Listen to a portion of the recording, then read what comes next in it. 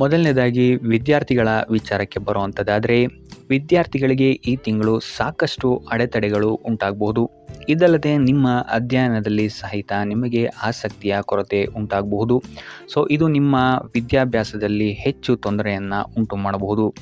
ವಿದ್ಯಾರ್ಥಿಗಳು ಆದಷ್ಟು ಈ ತಿಂಗಳು ತಾಳ್ಮೆಯಿಂದಿರುವಂಥದ್ದು ಉತ್ತಮವಾಗಿರುತ್ತೆ.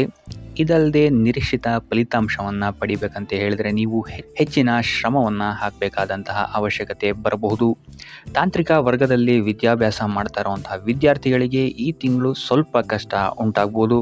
ಇನ್ನು ಪರೀಕ್ಷೆಯ ನಿರೀಕ್ಷೆಯಲ್ಲಿರುವಂತಹ ವಿದ್ಯಾರ್ಥಿಗಳಿಗೆ ಒತ್ತಡ ಹೆಚ್ಚಾಗಲಿದೆ. ಕಠಿಣ ಪರಿಶ್ರಮದಿಂದ ಸ್ಪರ್ಧಾತ್ಮಕ ಪರೀಕ್ಷೆಗಳಲ್ಲಿ ಉತ್ತಮ ಅಂಕವನ್ನು ಪಡೆಯುವಂತಹ ಸಾಧ್ಯತೆಗಳಿವೆ. ಆದರೆ ಸ್ಮರಣಾಶಕ್ತಿಯನ್ನು ವೃದ್ಧಿಸುವಂತಹ ಅಭ್ಯಾಸಗಳನ್ನು ನೀವು ರೂಢಿ ಮಾಡ್ಕೊಬೇಕು. ಕ್ರೀಡೆಯಲ್ಲಿ ತೊಡಗಿರುವಂತಹ ವಿದ್ಯಾರ್ಥಿಗಳಿಗೆ ಈ ತಿಂಗಳು ಅತ್ಯುತ್ತಮವಾದಂತಹ ಫಲ ದೊರೆಯಲಿದೆ. ಒಟ್ಟಾರೆಯಾಗಿ ಈ ತಿಂಗಳು ವಿದ್ಯಾರ್ಥಿಗಳಿಗೆ ಮಿಶ್ರ ಫಲ ಅಂತಲೇ ಹೇಳ್ಬೋದು. ಇನ್ನು ಕುಟುಂಬ ವಿಚಾರಕ್ಕೆ ಬರುವಂಥದ್ದಾದರೆ, ಈ ತಿಂಗಳು ನಿಮ್ಮ ವೈವಾಹಿಕ ಜೀವನದಲ್ಲಿ ಸ್ಥಿತಿಗತಿಗಳು ಉತ್ತಮವಾಗಿರುತ್ತೆ ಅಂತ ಹೇಳ್ಬೋದು. ಇದಲ್ಲದೆ ಸಂಗಾತಿಯೊಂದಿಗೆ ಯಾವುದೇ ರೀತಿಯಾದಂತಹ ಗೊಂದಲಗಳು ಈ ತಿಂಗಳು ಉಂಟಾಗೋದಿಲ್ಲ ಅಂತ ಹೇಳ್ಬೋದು. ಆದರೆ ಹಣಕಾಸಿನ ವಿಚಾರದಲ್ಲಿ ನಿಮ್ಮ ಕುಟುಂಬ ಅಥವಾ ನಿಮ್ಮ ಸಂಗಾತಿಯೊಂದಿಗೆ ಸ್ವಲ್ಪ ವಾದ ವಿವಾದಗಳು ಬೆಳೆಯಬಹುದು. ಆದ್ದರಿಂದ ಹಣದ ವಿಚಾರದಲ್ಲಿ ಸ್ವಲ್ಪ ಗಮನವನ್ನು ಕೊಡುವಂಥದ್ದು ಉತ್ತಮವಾಗಿರುತ್ತೆ. ಇದಲ್ಲದೆ ನಿಮ್ಮ ಮಾತಿನ ಮೇಲೂ ಸಹಿತ ನೀವು ನಿಗಾ ಇಡುವಂಥದ್ದು ಉತ್ತಮವಾಗಿರುತ್ತೆ. 3ನೇ ವಾರದಿಂದ ಕುಟುಂಬಕ್ಕೆ ಸಂಬಂಧಿಸಿದಂತಹ ವಿಷಯಗಳಲ್ಲಿ ನಿಮಗೆ ಉತ್ತಮವಾದಂತಹ ಸಮಯವಿರುತ್ತೆ ಅಂತ ಹೇಳ್ಬೋದು. ಪೋಷಕರ ಆಶೀರ್ವಾದ ವ್ಯವಹಾರಗಳಿಗೆ ಅದ್ಭುತವಾದಂತಹ ಲಾಭವನ್ನು ನಿಮಗೆ ತಂದುಕೊಡುತ್ತೆ ಅಂತ ಹೇಳ್ಬೋದು. ಮಕ್ಕಳ ಆರೋಗ್ಯದ ಬಗ್ಗೆ ನಿಗಾ ವಹಿಸುವಂಥದ್ದು ಉತ್ತಮವಾಗಿರುತ್ತೆ. ಇನ್ನು ಸಂತಾನದ ಅಪೇಕ್ಷೆಯಲ್ಲಿರುವಂಥವರಿಗೆ ಈ ತಿಂಗಳು ಸಿಹಿ ಸುದ್ದಿ ಸಿಗುವಂತಹ ಸಾಧ್ಯತೆಗಳು ಹೆಚ್ಚಿದೆ. ಕುಟುಂಬ ಸದಸ್ಯರಿಂದ ಈ ತಿಂಗಳು ನಿಮಗೆ ಉತ್ತಮವಾದಂತಹ ಬೆಂಬಲವು ಸಹಿತ ಸಿಗುತ್ತೆ ಅಂತ ಹೇಳ್ಬೋದು. ಒಟ್ಟಾರೆಯಾಗಿ ಕುಟುಂಬ ವಿಚಾರದಲ್ಲಿ ಈ ತಿಂಗಳು ನಿಮಗೆ ಅತ್ಯುತ್ತಮವಾಗಿದೆ ಅಂತಲೇ ಹೇಳ್ಬೋದು. ಇನ್ನು ಆರೋಗ್ಯ ವಿಚಾರಕ್ಕೆ ಬರುವಂಥದ್ದಾದರೆ, ಆರೋಗ್ಯ ವಿಚಾರದಲ್ಲಿ ವ್ಯವಹಾರ ಅಥವಾ ಉದ್ಯೋಗದ ಸಲುವಾಗಿ ನೀವು ಈ ತಿಂಗಳು ದೂರದ ಊರುಗಳಿಗೆ ಪ್ರವಾಸ ಮಾಡುವಂತಹ ಸಾಧ್ಯತೆಗಳು ಹೆಚ್ಚಾಗಬಹುದು. ಇದರಿಂದಾಗಿ ನಿಮ್ಮ ಆರೋಗ್ಯದಲ್ಲಿ ವ್ಯತ್ಯಯಗಳು ಕಂಡು ಬರಬಹುದು. ಅದರಿಂದಾಗಿ ನಿಮ್ಮ ಆರೋಗ್ಯದ ಬಗ್ಗೆ ಹೆಚ್ಚು ಗಮನವನ್ನು ವಹಿಸಿ. ಇನ್ನು ಮಧುಮೇಹ ಮತ್ತು ರಕ್ತದೊತ್ತಡದಂತಹ ಕಾಯಿಲೆಗಳಿಂದ ಬಳಲುತ್ತಿರುವಂಥವರಿಗೆ ಈ ತಿಂಗಳು ವಿಶ್ರಾಂತಿಯನ್ನು ಪಡೆಯುವಂಥದ್ದು ಅತ್ಯವಶ್ಯಕವಾಗಿರುತ್ತೆ. ಇನ್ನು ಇದಲ್ಲದೆ ದೀರ್ಘಕಾಲದಿಂದ ಕಾಡುತ್ತಿರುವಂತಹ ನೋವುಗಳಿಂದ ಈ ತಿಂಗಳು ನೀವು ಚೇತರಿಸಿಕೊಳ್ಳುವಂತಹ ಸಾಧ್ಯತೆ ಹೆಚ್ಚಿದೆ ಅಂತ ಹೇಳ್ಬೋದು. ಇನ್ನು ಮಕ್ಕಳ ಆರೋಗ್ಯ ಈ ತಿಂಗಳು ಉತ್ತಮವಾಗಿರುತ್ತದೆ. ಆದರೆ ಅವರ ಆಹಾರ ಪದ್ಧತಿಯನ್ನು ಸ್ಥಿರಗೊಳಿಸಿ. ಸಾಮರ್ಥ್ಯ ಹೆಚ್ಚಿಸಿಕೊಳ್ಳಲು ಆದಷ್ಟು ಆರೋಗ್ಯಕರ ಆಹಾರವನ್ನು ಸೇವಿಸಿ. ಎಣ್ಣೆ ಪದಾರ್ಥದಿಂದ ದೂರ ಇರಿ.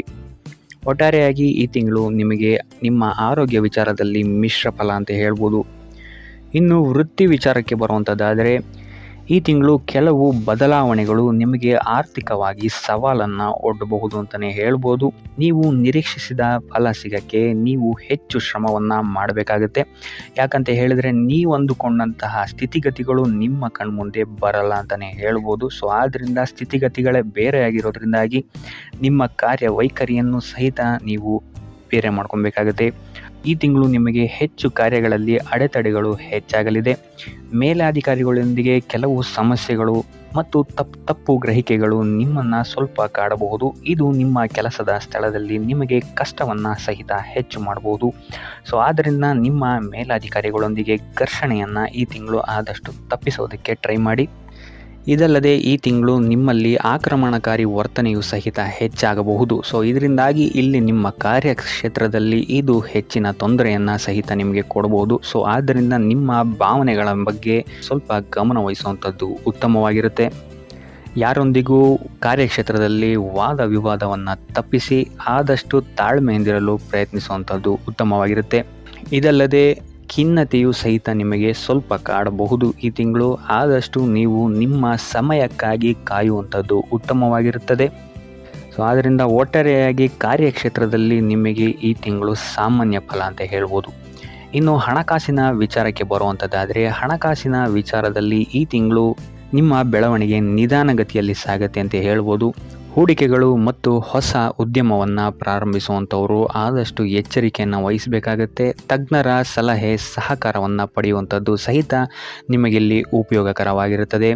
ಈ ತಿಂಗಳು ಹಣಕಾಸಿನ ಏರಿಳಿತ ಅತಿ ಹೆಚ್ಚಾಗುತ್ತೆ ಅಂತಲೇ ಹೇಳ್ಬೋದು. ಸೊ ಇದು ನಿಮಗೆ ಸ್ವಲ್ಪ ತೊಂದರೆಯನ್ನು ಉಂಟು ಮಾಡಬಹುದು. ಆದರೆ 3ನೇ ವಾರದ ನಂತರ ನಿಮ್ಮ ಆರ್ಥಿಕ ಸ್ಥಿತಿ ಸ್ಥಿರವಾಗುತ್ತೆ ಅಂತಲೇ ಹೇಳ್ಬೋದು. ಸೊ ಇದರಿಂದಾಗಿ ಇಲ್ಲಿ ನಿಮಗೆ ಕೆಲವೊಂದು ಕೆಲಸಗಳು ಕೈಗೂಡುತ್ತೆ ಅಂತಲೇ ಹೇಳ್ಬೋದು. ಸೊ ಭಾಗ್ಯದ ಸಹಕಾರ ನಿಮಗೆ ಇಲ್ಲಿ 3ನೇ ವಾರದ ನಂತರ ಸಿಗುತ್ತೆ ಅಂತಲೇ ಹೇಳ್ಬೋದು. ಸೊ ಭವಿಷ್ಯದ ಏಳಿಗೆಗಾಗಿ ಹಣವನ್ನು ಸೇವ್ ಮಾಡುವಂಥದ್ದು ಉತ್ತಮವಾಗಿರುತ್ತೆ. ಯಾಕಂತ ಹೇಳಿದರೆ ನೀವು ಎಷ್ಟು ಹಣವನ್ನು ಸಂಪಾದಿಸ್ತೀರಾ ಅಷ್ಟೇ ಖರ್ಚು ಸಹಿತ ನಿಮಗಿಲ್ಲಿ ಉತ್ಪತ್ತಿ ಆಗುತ್ತೆ ಅಂತಲೇ ಹೇಳ್ಬೋದು. ಸೊ ಆದ್ದರಿಂದ ನಿಮ್ಮ ಹಣದ ಖರ್ಚಿನ ಬಗ್ಗೆ ಹೆಚ್ಚು ಗಮನವನ್ನು ಇಡಿ. ಇದಲ್ಲದೆ ಯಾವುದೇ ಯೋಜನೆ ಇಲ್ಲದೆ ಹೂಡಿಕೆಗಳನ್ನು ಮಾಡಬೇಡಿ. ಹಣದ ಒಳಹರಿವು ಹೆಚ್ಚಾಗಿದ್ರೂ ಸಹಿತ ನಿಮ್ಮ ಖರ್ಚಿಗೂ ಸಹಿತ ಇದು ದಾರಿ ಮಾಡಿಕೊಡುತ್ತೆ ಅಂತಲೇ ಹೇಳ್ಬೋದು. ಸೊ ಆದ್ದರಿಂದ ಹಣದ ವಿಚಾರದಲ್ಲಿ ಹೆಚ್ಚು ಗಮನವನ್ನು ವಹಿಸುವಂಥದ್ದು ಈ ತಿಂಗಳು ಉತ್ತಮವಾಗಿರುತ್ತೆ. ಇನ್ನು ಉಪಾಯ ವಿಚಾರಕ್ಕೆ ಬರುವಂಥದ್ದಾದರೆ ಗಣಪತಿಯ ಪೂಜೆಯನ್ನು ಮಾಡುವಂಥದ್ದು ವಿದ್ಯಾರ್ಥಿಗಳಿಗೆ ಮತ್ತು ವ್ಯಾಪಾರಿಗಳಿಗೆ ಈ ತಿಂಗಳು ಉತ್ತಮ ಫಲವನ್ನು ನೀಡುತ್ತೆ ಅಂತಲೇ ಹೇಳ್ಬೋದು. ಸೊ ಇದಾಗಿತ್ತು ಈ ತಿಂಗಳ ನಿಮ್ಮ ರಾಶಿ ಭವಿಷ್ಯ.